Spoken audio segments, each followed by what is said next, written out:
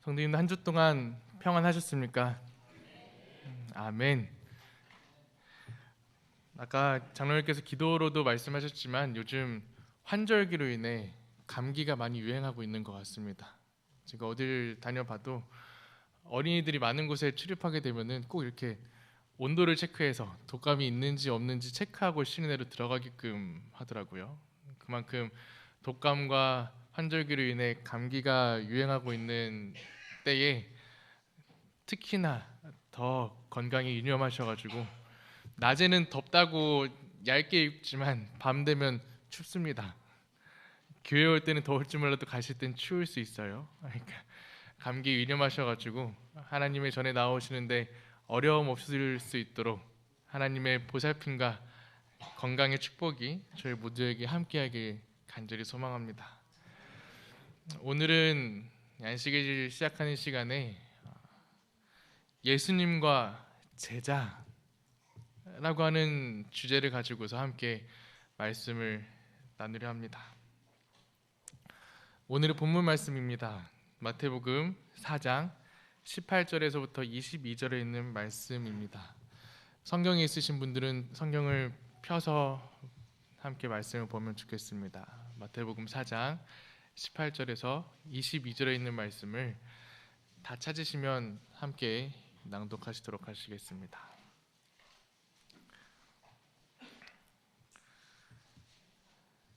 18절입니다. 갈릴리 해변에 시작. 갈릴리 해변에 다니시다가 두 형제 곧 베드로라 하는 시몬과 그 형제 안드레가 바다에 그물을 던지는 것을 보시니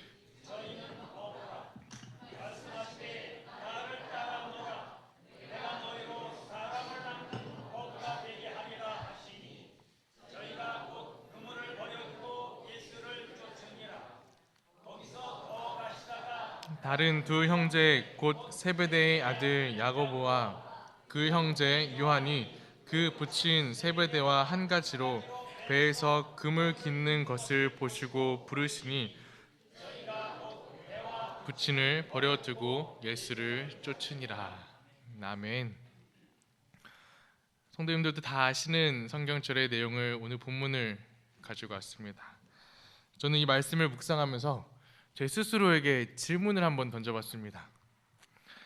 나를 따라오라, 내가 너희로 사람 낚는 어부가 되게 하겠다 라고 예수님께서 부르실 때에 나는 과연 베드로와 제자들처럼 예수님을 쫓을 수 있었을까? 어떻게 베드로와 그 안드레, 야고보, 요한은 예수님이 부르셨을 때 그 즉시 모든 것을 내려놓고 예수님을 쫓을 수 있었을까? 라는 질문을 떠올리게 되었습니다. 가정건강 책에는 이렇게 기록되어 있습니다. 예수님께서 베드로와 그의 친구들에게 당신을 따르라고 명령하셨을 때 그들은 즉시 배와 그물을 버렸다. 그 제자들 가운데 어떠한 사람들은 생계를 그들에게 의존하고 있는 친척들을 데리고 있었다. 그러나 그들이 구주의 초청을 받았을 때 그들은 주저하지 않고 내가 어떻게 생활하며 나의 가족을 부양할 수 있을 것입니까? 라고 질문하지 않았다. 그들은 부르심에 순종하였다. 성도님들은 어떠십니까? 이 질문을 들어보셨을 때에 이 제자들이 그물을 버리고 예수님을 쫓았다라고 하는 이 말씀을 읽으시면서 예수님께서 오늘날 우리들에게 동일한 부르심으로 나를 따라오라 라고 부르셨을 그때에 따라가실 수 있으시겠습니까? 아멘이라고 대답해 주셔서 참으로 감사드립니다. 결코 쉬운 일이 아닙니다. 그들의 생계 수단이었던 배와 그물을 그 즉시 버리고 예수님을 따라간다라고 하는 것은 정말 대단한 일이 아닐 수 없습니다. 저에게도 이제는 책임져야 하는 가족이 생기고 나서 보니 이 모든 것을 버리고 예수님을 따른다고 하는 것이 얼마나 더 힘들고 대단한 일인지를 더 실감하게 되는 것 같습니다. 부양하고 있는 가족들이 어떻게 먹고 살아야 될지, 어떻게 생활해야 될지에 대해서 예수님께 질문조차 던지지 않고 그 제자들은 예수님을 따랐습니다. 만약 누군가에게 저에게 제가 했던 질문, 예수님을 따라갈 수 있겠습니까? 라는 질문을 저에게 던진다면 망설임이 있을 것 같습니다. 그렇기에 오늘 이 시간 저와 성도님 모두가 함께 이 말씀을 나누면서 더 높은 믿음을 향하여 나갈 수 있고 더 높은 믿음을 위하여 결심하게 되시는 귀한 시간 되기를 간절히 소망합니다. 예수님을 따랐던 베드로와 요한, 안드레, 그 제자들, 그들은 예수님에 대해서 과연 얼마나 알고 있었을까요? 얼마나 예수님에 대해서 잘 알고 있었기에 예수님이 나를 따르라 했을 때 그 예수님을 즉시 따라갈 수 있었던 것이었을까요? 예수님에 대해 그들이 얼마나 자세히 알고 있을지에 대해선 성경에 기록된 것은 없지만 그 앞에 나와 있는 성경의 배경들을 살펴봤을 때 예수님께서는 베들레헴에서 태어나셨습니다. 그렇죠? 그리고 베들레헴에서 나사렛이라는 동네로 이동하셔서 나사렛이라는 동네에서 그의 유년 생활을 다 지내셨습니다. 나사렛이라고 하는 동네는 이 베드로와 이 제자들이 예수님을 따르기로 시작했던 가버나움과 아주 가까운 동네에 있었던 곳이었습니다. 나사렛과 가버나움은 말이죠. 나사렛이라는 곳엔 많은 사람들이 따르고 있었던 침례 요한이 또한 살고 있었던 동네이기도 하였습니다. 그리고 그런 침례 요한에게 예수님은 침례를 받으셨고요. 침례 요한이 잡혔다라는 소식을 듣고 예수님께서 그 소식을 듣고 가버나움으로 이동하십니다. 그리고 예수님께서 그제서야 사람들을 향하여 외치시기를 회개하라 천국이 가까웠습니다 라고 외치기 시작하셨습니다. 그러니 가버나움에 살고 있었던 이 베드로와 제자들은 예수님의 소문을 들었다 한들 얼마나 많은 예수님의 소문을 들었겠습니까? 침례 요한이 잡혔다는 소식을 듣고 그제서야 예수님이 본격적으로 활동하시기 시작하셨을 그때에 예수님에 대해서 충분히 알기에 부족했을 그때에도 예수님에 대한 강한 믿음을 그들은 가지고 있었다라는 것입니다. 그렇기에 그들은 그들의 그물을 버려두고 예수님을 따를 수 있었습니다. 무슨 생각으로, 어떠한 마음으로 그들이 예수님을 따르기로 결심했는지 저는 나중에 꼭 하늘나라 가면은 이 제자들을 붙잡고 물어보려 합니다. 도대체 어떻게 다 내려놓고 예수님을 따를 수 있었던 것인지 한번 꼭 물어보고 싶습니다. 그렇게 그들은 모든 것을 내려놓고 예수님을 따르는 제자가 되었습니다. 제가 예전에 한 책을 읽었습니다. 팬인가 제자인가 라고 하는 카일 아이들먼이 지은 책입니다. 이 책은 가장 맨 처음 시작하는 첫 페이지에서 독자들에게 질문을 하나 하면서 책을 시작합니다. 당신은 팬입니까? 아니면 제자입니까? 라는 질문을 독자들에게 던집니다. 당신은 팬입니까? 아니면 제자입니까? 팬과 제자, 어떤 것이 다른 것 같습니까? 얼핏 생각하기에는 굉장히 큰 차이가 있는 것처럼 보이지만 또 어떻게 생각하면 되게 비슷한 의미를 가지고 있는 단어인 것 같기도 합니다. 팬과 제자. 팬의 사전적인 의미를 제가 한번 찾아봤습니다. 팬은 누군가를 열정적으로 좋아하는 사람을 일컬어 팬이라고 합니다. 여러분들은, 성도님들은 누군가를 열정적으로 좋아해 보신 적이 있으십니까? 누군가의 팬이셨던 적이 있으십니까? 없으십니까? 제가 예전 대학생 시절 때 저는 젊었을 때 고생은 사서도 한다라고 하는 그 말을 참 귀담아 듣고서는 이왕 건강할 때 여러 가지 아르바이트를 좀 해보자라는 생각이 있었습니다. 그래서 목수를 하시는 집사님 따라다니면서 집 짓는 일도 한번 해보고요. 그리고 뭐 청소하는 아르바이트, 뭐 힘들다고 하는 택배 상하차 하는 아르바이트부터 해서 여러 아르바이트를 한 번씩 경험을 해봤습니다. 그리고 제가 했던 특별한 게 기억에 남는 아르바이트 중에 하나는 가수들이 공연하는 공연장에서 이제 스태프로 안내위원을 하는 아르바이트를 한번 해봤습니다. 연말이 되면 그 해에 가장 인기 있었던 가수들이 모여서 공연을 합니다. 그 공연에서 제가 아르바이트를 했어요. 그러니까 많은 가수들이 그곳에 와서 노래를 부르고 공연을 하는 것입니다. 그래서 이거 재밌겠다. 뭐 제가 딱히 좋아하는 연예인이 있었던 것은 아니지만 그냥 재밌을 것 같았고 하루 일해서 하루 받는 일당이었기에 한번 해볼 만해서 친구들과 신청을 했습니다. 그리고 연락이 왔고 아르바이트 현장에 가게 되었습니다.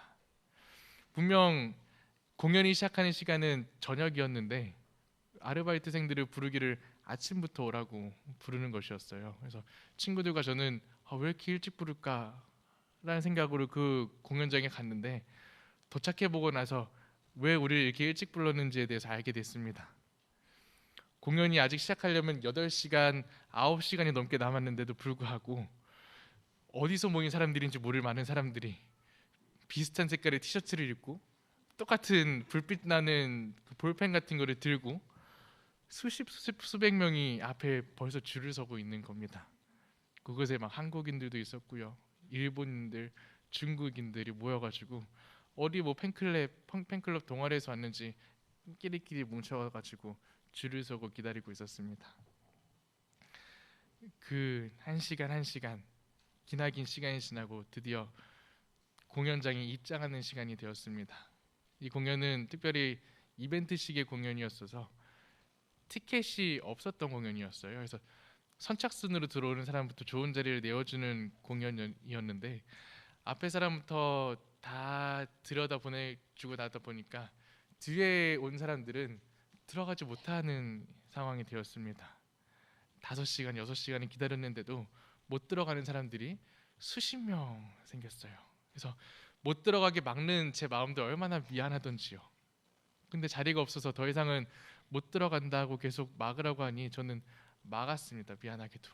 그래서 저는 그 사람들이 실망하고 집에 갈 줄 알았어요. 그 공연이 끝나려면 12시, 새벽 1시까지 공연이 이어지는 공연이었기에 굉장히 사람들이 실망하고 집에 갈 줄 알았는데 제가 목격하였던 놀라운 일은 그 들어가지 못하는 사람들이 다 좌절하여 복도에 주저앉더니 그 똑같이 옷 입고 온 사람들과 똑같은 막대기를 들고 온 사람들이 핸드폰을 들고 모여서 실시간 중계 방송을 보며 복도에서 응원을 하고 있는 것입니다. 옆에서는 노랫소리가 들려오고 그 노랫소리보다는 한 반박자 늦게끔 핸드폰에서 음악이 들려오지만 사람들은 그걸 보면서 응원을 하고 있습니다. 제가 참 보면서 놀랐던 장면인데 또 한편으로 그들을 보면서 발견하였던 것은 그들의 표정에 정말 큰 기쁨이 있었습니다. 그리고 그들이 응원을 하고 함께 노래를 따라 부르고 있는 가운데 정말 행복해 보이는 그들의 모습을 발견했어요. 이해하기 힘들 정도로 극성인 팬들의 모습도 제가 보며 저렇게까지 해야 될까 싶긴 했지만 누군가를 열정적으로 좋아하고 관심 가질 사람이 있다라고 하는 것은 그렇게 나빠 보이지 않는 일이겠구나, 나빠 보이지 않는 일인 것 같이 느껴졌습니다. 그렇지만 오늘 말씀을 통해 이야기 드리고 싶은 것은 팬은 한계가 있다라고 하는 것입니다. 팬은 팬에 불과합니다. 축구를 좋아해서 축구를 아주 좋아하는 팀이 있다 한들 그 축구의 경기를 보러 응원하러 갈 수는 있어도 뭐는 할 수 없습니까? 그 축구 선수와 함께 그 그라운드에서 공을 차며 달릴 수는 없는 일입니다. 아무리 좋아하는 가수가 있다 한들 그 가수의 스케줄을 쫙 꿰고 그 공연장마다 찾아다닌다 한들 뭐는 할 수 없습니까? 그 가수와 함께 무대에 올라가서 노래 부르고 함께 춤추며 땀을 흘리며 그 가수와 함께 힘듦을 나눌 수는 없다라고 하는 것입니다. 팬은 누군가를 좋아한다고는 해도, 좋아하며 따라다니고 응원한다고 해도 팬이 할 수 있는 일은 딱 거기까지입니다. 따라다니며 좋아할 수 있는 일. 자신의 삶을 여전히 가지고 있는 채 누군가를 좋아하고 응원하는 사람들을 가리켜 팬이라고 하는 것입니다. 그렇다면 반면에 제자는 어떻습니까? 오늘 함께 읽었던 본문의 말씀에서는 제자란 어떠한 사람들인가에 대해서 명확하게 저희들에게 알려주고 있습니다. 제자의 모습은 베드로와 제자들이 그랬던 것처럼 그물을 던져 버리고 예수님을 따르는 사람들을 제자들이라고 하는 것입니다. 제자들에게 있어서 그물은 어떠한 의미를 가지고 있는 물건이었을까요? 어부가 직업인 그들에게 배와 그물은 그들에게 어떠한 의미였겠습니까? 그의 가족들과 친척들까지 다 먹여 살려야 하는 생계 수단이었습니다. 그리고 그물과 배는 그들의 삶 전부였습니다. 그렇지만 그들은 그 전부된 것을 내려놓고 예수님을 따르기로 결심한 것입니다. 그런 사람들을 일컬어 제자라고 하는 것입니다. 우리들에게도 제자들에게 있어서 그물과 같이 삶의 전부였던 것이 우리들에게도 있습니까? 나에게 있어서 내 삶의 전부인 것이 우리 삶에도 나에게 없어서는 안 될 아주 소중한 것들이 우리들에게 있으십니까? 예수님께서 우리들에게 나를 따라오라 라고 부르실 때에 우리가 아주 귀히 여기고 내 삶의 전부 되는 것들을 예수님 앞에 내려놓고 예수님을 따르실 수 있으시겠습니까? 이 질문에 우리가 우리의 짐을 내려놓을 수 있을지, 아니면 내려놓지 못한 채 그저 예수님을 좋아하고 멀리서만 따라다니게 될지, 마음속에 내린 답을 통하여서 오늘 우리는 팬이 될 수도 있고 제자가 될 수도 있는 것입니다. 성도님들은 예수님을 열렬히 좋아하며 마냥 따라다니는 팬이 되고 싶으십니까? 그렇지 않으시면 예수님의 제자 되어 예수님과 동행하며 예수님이 겪으신 고난과 슬픔도 함께 나누는 제자 되길 소망하십니까? 오늘 이 시간 저희 모두는 예수님을 따르는 제자 되기를 간절히 소망합니다. 누가복음 18장 18절에서 27절에 있는 말씀을 보면 부자 관원에 관한 이야기가 등장합니다. 누가복음 18장 18절에서 27절까지 있는 말씀을 성경을 찾으시고 제가 목소리를 내어 낭독하도록 하겠습니다. 18절입니다. 어떤 관원이 물어 가로되 선한 선생이여 내가 무엇을 하여야 영생을 얻으리이까? 예수께서 이르시되 내가 어찌하여 나를 선하다 일컫느냐? 하나님 한 분 외에는 선한 이가 없느니라. 내가 계명을 안 하니 간음하지 말라, 살인하지 말라, 도적질하지 말라, 거짓 증거하지 말라, 내 부모를 공경하라 하였느니라. 여짜오되 이것은 내가 어려서부터 다 지켰나이다. 예수께서 이 말을 들으시고 이르시되 내가 오히려 한 가지 부족한 것이 있으니 내게 있는 것을 다 팔아 가난한 자들을 나눠주라. 그리하면 하늘에서 보화가 내게 있으리라. 그리고 와서 나를 쫓으라 하시니 그 사람이 큰 부자인 고로 이 말씀을 듣고 심히 근심하더라. 예수께서 저를 보시고 가라사대 재물이 있는 자는 하나님의 나라에 들어가기가 어떻게 어려운지 약대가 바늘기로 들어가는 것이 부자가 하나님의 나라에 들어가는 것보다 쉬우니라 하신대. 듣는 자들이 가로되 그런즉 누가 구원 얻을 수 있나이까?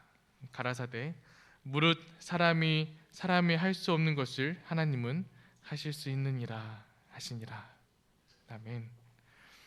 이 말씀을 읽어보시니 이 말씀 속에 나오는 부자 관원은 팬인 것 같습니까? 제자인 것 같습니까? 부자 관원은 팬이었습니다. 그는 예수님의 말씀대로 도적질도 간음하는 일도 살인하는 일도 하지 않았습니다. 그는 예수님의 말씀대로 부모님을 공경하며 예수님의 계명을 10계명을 열심히 지켜 살던 사람이었습니다. 그는 제자로서가 아닌 팬으로서 예수님을 좋아하는 마음에 예수님을 찾아갔습니다. 그리고는 내가 계명을 잘 지키고 있다고 예수님께 말씀드리고 예수님께 칭찬받고 싶어 했습니다. 하지만 칭찬받고자 했던 그 부자 관원에게는 예수님께서는 다른 대답을 해주셨습니다. 너에게 한 가지 부족한 것이 있으니 내게 있는 것을 다 팔아 가난한 자들을 나눠주라. 그러면 하늘에서 보화가 내게 있을 것이다. 그리고 나서 그 다음에 나를 쫓아라.